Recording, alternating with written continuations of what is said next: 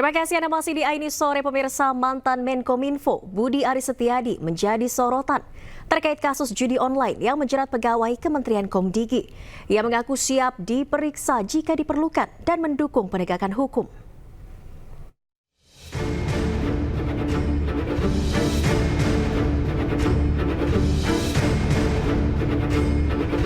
Pasca penetapan tersangka 11 pegawai Kementerian Komunikasi dan Digital, nama Budi Aris Setiadi jadi sorotan. Mantan Menkominfo itu digadang-gadang mengetahui soal praktek judi online yang menjerat pegawai Kementerian Kominfo yang pernah ia pimpin.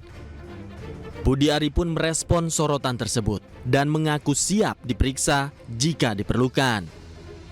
Ia mengklaim mendukung penuh upaya penegakan hukum yang dilakukan oleh polisi.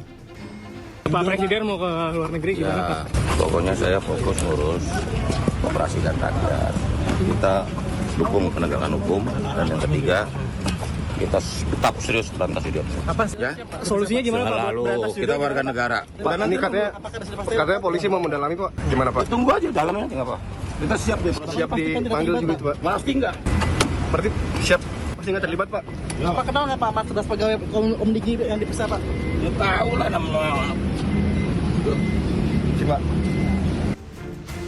Sebelumnya polisi menangkap 11 orang pegawai aktif Kementerian Komunikasi dan Digital yang terlibat dalam praktek pembinaan situs judi online.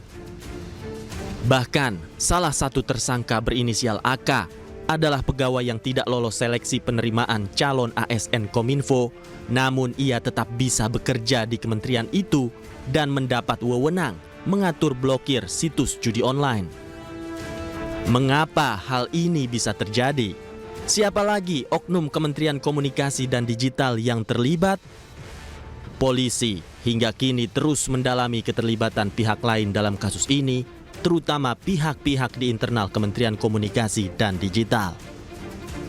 Dari Jakarta, tim liputan iNews melaporkan.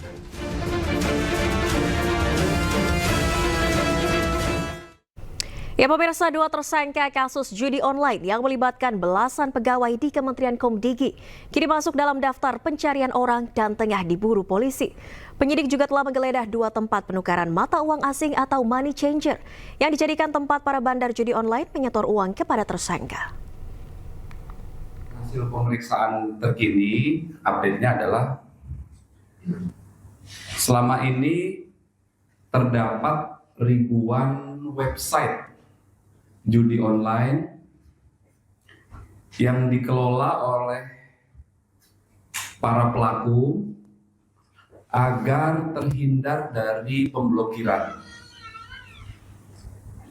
di mana sampai dengan saat ini penyidik masih terus melakukan pendataan atau inventarisasi terhadap website-website tersebut.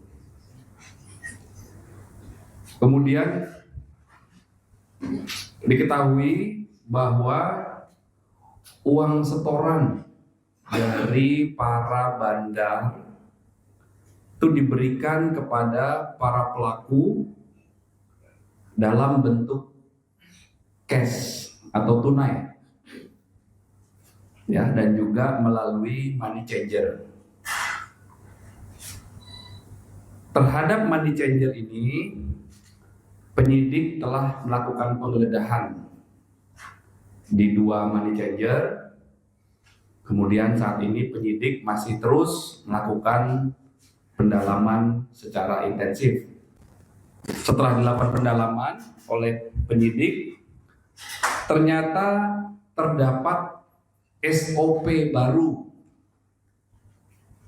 Ya, SOP baru ini memberikan kuasa kepada AK dan timnya sehingga mereka bisa masuk menjadi tim pemblokiran website di Kementerian Komdigi.